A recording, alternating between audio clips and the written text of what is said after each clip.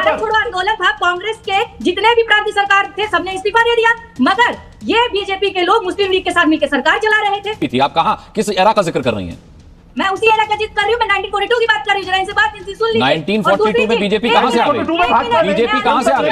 मुझे अपने घर जाना है। हिसाब कीजिए ना, रख के चली आती है, सुन के कहीं से आके यहाँ पर बकवास करने के लिए। जितने भी लोग हैं बंगाली अस्मिता को कुचलने की और भाजपा खास तौर पर कुचलने की और राष्ट्रद्रोहियों के साथ खड़े होने का इनका एक पूरा इतिहास रहा है।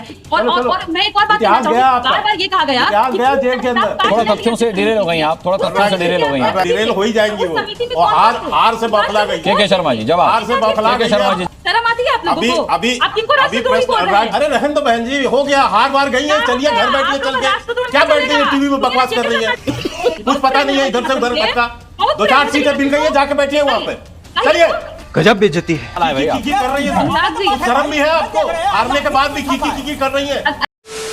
नमस्कार दोस्तों, स्वागत है आप सभी का आपके अपने YouTube channel the debate centre में।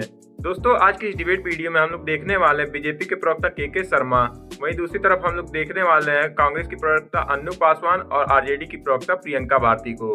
दोस्तों देश में राष्ट्रगीत वंदे मातरम को लेकर इस समय बहुत बवाल चल रहा है, इसी को लेकर ये डिबेट थी दोस्तों, जिसमें आज के शर्मा ने आरजेडी की प्रवक्ता और कांग्रेस की प्रवक्ता को बहुत ही बुरी तरीके से धोया है और बेइज्जत भी किया है। दोस्तों वीडियो बहुत ही मजेदार होने वाली है, आपसे अनुरोध है कि आप लोग वीडियो को शुरू से लेकर अंत तक जरूर देखिएगा। तो बिना किसी देरी के आइए पहले मेन वीडियो को स्टार्ट करते हैं। चलिए शुरू करते हैं। वंदे मातरम जो है उसके 150वीं वर्षगांठ मनाना ये भी देश के प्रधानमंत्री नरेंद्र मोदी जी का ही सौभाग्य था। जब से वंदे मातरम बना, ये गीत बना, तब से और 75 साल स्वतंत्रता के हो गए अनुराग जी, इस सदन के अंदर आज तक इस पे न इसकी वर्षगांठ मनाई गई, न इस पर कोई चर्चा हुई। ये भी प्रधानमंत्री मोदी की देन है, इस पर लोगों को ध्यान देना चाहिए। और मुझे आश्चर्य है कि आज इतने महत्वपूर्ण चर्चा पर, इतने ऐतिहासिक चर्चा पर एक प्रतिपक्ष का नेता, जो कि अपने आप को कहता है कि मैं प्रतिपक्ष का नेता हूं इसलिए मुझे इसके यहाँ रोटी खाने जाना है, राष्ट्रपति के घर पूड़ी खाना है, वो व्यक्ति सदन में मौजूद नहीं। ये इससे समझ सकते हैं कि विपक्ष कितना जो है गंभीर है। उन्हें रसिया के प्रधानमंत्री से प्रतिपक्ष के नेता होने के कारण से मिलने का मौका मिलना चाहिए, लेकिन देश के अंदर संसद में इतने ऐतिहासिक अवसर पर प्रतिपक्ष का नेता गायब है सदन से। उसको कोई लेना देना नहीं है, उसको कोई मतलब नहीं है देश के किसी भी ऐतिहासिक क्षण का। अब मैं तीसरी बात कहता हूं कि आज मैं अखिलेश यादव के बयान तो आपने जिक्र कर दिया, वो तो निभाने और पता नहीं क्या क्या बोल रहे हैं, लेकिन मैं प्रियंका गांधी की बात करना चाहता हूं। उन्होंने अपने भाषण की शुरुआत कैसे की है?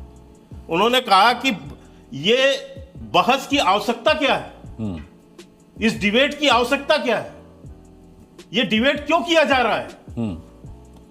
मतलब आप 150वीं वर्षगांठ मना रहे हैं वंदे मातरम का, और उस पे सदन पे चर्चा भी नहीं होना है। सबके सब चोर हैं साले। अभी मैं बीजेपी के प्रवक्ता जी को सुन रही थी, बहुत अच्छा भाषण बीजेपी के लोग देते हैं, मगर हर जगह भाषण देना अच्छी बात नहीं है। जिस आरएसएस की गोद में बैठ के लोग जो राजनीति करते हैं, क्योंकि बीजेपी आरएसएस बिना तो कुछ है नहीं। जरा उसके इतिहास की बात कर ले जरा, ये कि कौन लोग थे जो हम लोग जब आजादी की लड़ाई लड़ रहे थे, कांग्रेस से लेके और तमाम स्वतंत्रता सेनानी जो लोग आजादी की बात कर रहे थे, वो कौन लोग थे जो अंग्रेजों से माफीनामा ले रहे थे। लोग अंग्रेजों से माफीनामा लिख के बता रहे थे कि भाई हमसे गलती हो गई और हमें माफ कर दीजिए, हमें काला पानी की सजा से वापस देखिए इस तरह के आरोप यदि लगाएंगे तो इसका आप आरोप का जवाब दीजिएगा, मैं आऊंगा केके जी, केके जी में आऊंगा, केके जी में आऊंगा, मैं आपका काउंटर लूंगा इस पर। नहीं आप इनका प्रमाण दीजिए ना, ऐसे आप कैसे बयान करा देंगे? मेरा समय ना बर्बाद करें, आपकी दादागिरी है हर चीज पे। मेरा समय ना बर्बाद करें। दादागिरी क्या, कुछ भी आप बोल के चले जाएंगे। और राज जी मैं आपसे बात कर रहा हूँ, आपने आपत्ति जताई है, नहीं आपने आपत्ति जताई है। मैं डॉक्टर अनु पासवान से भी ये निवेदन करूंगा कि तथ्यों के आधार पर ही बात करें। तथ्यों के आधार पे तो बोल रही हूँ। क्या सावरकर क्या तो बताइए आप तथ्य बताइए, आप तथ्य बताइए मैडम, आप तथ्य बताइए यहाँ पर। 1942 में आप तथ्य बताइए यहाँ पे। भारत छोड़ो आंदोलन था, कांग्रेस के जितने भी प्रांतीय सरकार थे सबने इस्तीफा दे दिया, मगर ये बीजेपी के लोग मुस्लिम लीग के साथ मिलकर सरकार चला रहे थे। ये बड़े देशभक्त बनते हैं। अरे मैडम उस समय बीजेपी थी नहीं। पहले तो आपको ये समझना चाहिए उस समय बीजेपी ही नहीं थी और जनसंघ बना 1953 में बना है जनसंघ। आपको इतनी समझ नहीं है, इतना ज्ञान नहीं है, इसलिए आप बोल रही है इस तरह की बातें। आपको कोई 1% नॉलेज नहीं है इतिहास का। कब बना है जनसंघ, कब बना है भाजपा, इसका कुछ पता है आपको? रख के चली आती है सुन के कहीं से, आके यहाँ पर बकवास करने के लिए। गजब बेइज्जती है। यहाँ बकवास करने, ये बकवास का स्टेज नहीं है। यहाँ तथ्यों पे बात की जाती है, तथ्यों पे बोलना सीखो। अडानी अंबानी पे चली गई, अडानी अंबानी पे चली गई। राष्ट्रवादी आप ही लोग हैं सबसे बड़े। बीजेपी कहाँ से आ गई? नहीं अनु पासवान जी, इस दौर का जिस वक्त का आप जिक्र कर रही हैं, आप कह रही है बीजेपी ने हाथ मिला लिया। बीजेपी तो थी भी नहीं उस वक्त। भाई तथ्यों पर रही है ना, ये तथ्यों पर रही है ना। उस वक्त जनसंघ थी ना उस वक्त बीजेपी थी। आप कहाँ किस एरा का जिक्र कर रही हैं? मैं उसी एरा का जिक्र कर रही हूँ। मैं 1942 की बात कर रही हूँ। जरा इनसे बात सुन लीजिए। 1942 में बीजेपी कहाँ से आ गई? बीजेपी कहाँ से आ गई? मुझे अपने घर जाना है। 1942 में बीजेपी कहाँ से आ गई? ये लोग जिनके गोद में बैठ के लोग राजनीति कर रहे हैं। अरे भाई ये कहानी करने आई है यहाँ पर बैठ के। तो बीजेपी क्या अपने आप में कुछ है क्या? आप मुझे बताइए। आरएसएस ने राजनीति कभी नहीं की है मैडम। आरएसएस ने कोई राजनीति नहीं की है। आरएसएस ने कोई राजनीति नहीं की है। अरे मान लीजिए थोड़ी चलता है, कोई आरएसएस को बीजेपी बता देगा, कोई जनसंघ को बीजेपी बता देगा। बात करेंगे, ये लोग हिंदुवादी बनेंगे, लोग राष्ट्रवादी बनेंगे। पूरे देश को ये लोग बेच खा रहे हैं। अरे हम हैं हिंदुवादी, आप केवल मुसलमानों के रह गए, इसीलिए 2 सीटें 4 सीटें रह गई है। ये बिहार में 2 सीटें 4 सीटें और पूरे देश भर में 2-4 सीटों में बची है। इसीलिए भाषण देना ये लोग बात। अब तथ्य हमें तथ्य देने लगी, चिल्लाने लगे। भाषण का तथ्यों में बात करने लिखिए ना।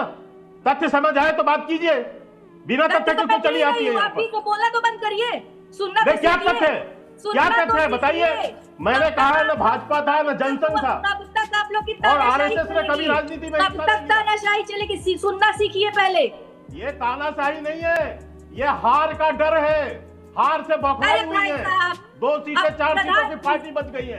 इसलिए नरेंद्र मोदी जी अपने शपथ ग्रहण में पाकिस्तान के प्रधानमंत्री को आमंत्रित करते हैं और आप लोग बात करते हैं, आप लोग बात कर रहे हैं राष्ट्र प्रेम की, जो अपने शपथ ग्रहण में। कहाँ से कहाँ अनु पासवान जी, कहाँ से कहाँ चली गई आप? पाकिस्तान तक हो आए आप घूमकर, पाकिस्तान तक हो आए आप। ठीक,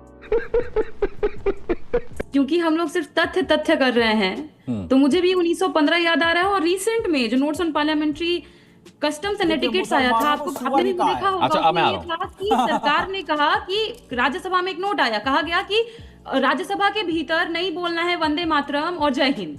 और उसी तरह का एक 1915 में अंग्रेजों ने भी यही लाया था कि किसी भी स्कूल और कॉलेज में आप वंदे मातरम नहीं बोल सकते। बड़ा गजब का याराना लगता है, कैसे इतना एक जैसा हो सकता है। और ये पहली बार नहीं है, पहले भी आप देखिएगा, इतिहास भी उठा करके देख लीजिए, तो जितने भी लोग हैं बंगाली अस्मिता को कुचलने की और भाजपा खास तौर पर कुचलने की और राष्ट्रद्रोहियों के साथ खड़े होने का इनका एक पूरा इतिहास रहा है। इनके जो आइकन्स होते हैं वो श्यामा प्रसाद मुखर्जी जैसे लोग होते हैं। श्यामा प्रसाद मुखर्जी ने एक चिट्ठी लिखी थी, क्योंकि तथ्यों पर ही बात हो रही है, इसमें उसी पे करना चाहती हूँ। बंगाल के ब्रिटिश गवर्नर को संबोधित करते हुए 26 जुलाई 1942 को उन्होंने पत्र लिखा, जिसमें जो क्विट इंडिया मूवमेंट है, भारत छोड़ो आंदोलन, उसके कहा कि सरकार को यह कहा कि आपको इससे सख्ती से निपटना होगा।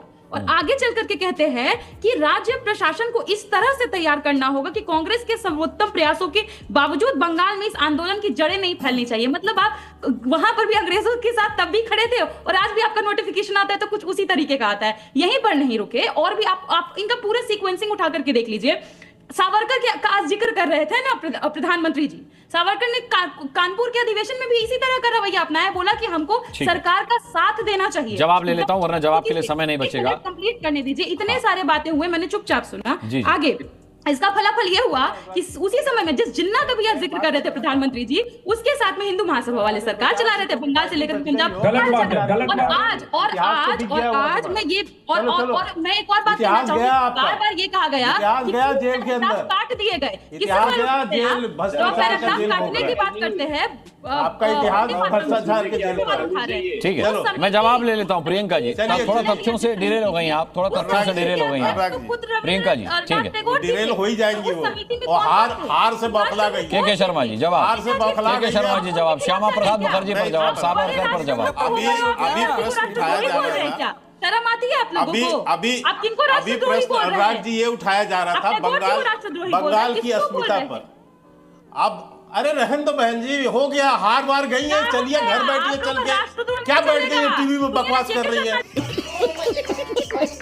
कुछ पता नहीं है इधर से उधर तक का। 2-4 सीटें मिल गई है, जाके बैठिए वहां पे। चलिए यहाँ पे बैठ के बकवास कर रही है। हाँ आप जो है इससे ज्यादा नहीं है। अब हो गया, आपकी पार्टी भी अंत हो गई है। चलिए किनारे बैठिए। व्यक्तिगत लड़ाई में मैं बता छूट जाते हैं। शर्मा एक लाइन में के शर्मा जी, एक लाइन में के शर्मा। ठीक है, समय खत्म हो गया मेरा। के शर्मा जी एक लाइन में जवाब। बंगाल की अस्मिता तो यही है ना कि बंकिम चंद्र चटर्जी जी के वंदे मातरम का पूरा स्टेंजा पढ़ा जाए। अरे क्या बोल रहे हैं नोमानी जी? कह रहे बंकिम चंद्र चट्टोपाध्याय ने कहा कि मुसलमान सुअर होते हैं, उनका घर जला दिया जाए। बंकिम चंद्र चट्टोपाध्याय ने ये कहा ऐसा। सुनिए ना, ये कौन सी किताब उठा लाए भाई आप? कर रही है, शर्म भी है आपको? हारने के बाद भी की कर रही है। अरे शर्म तो आप लोगों को नहीं आती है। नहीं आपत्ति है नोमानी जी।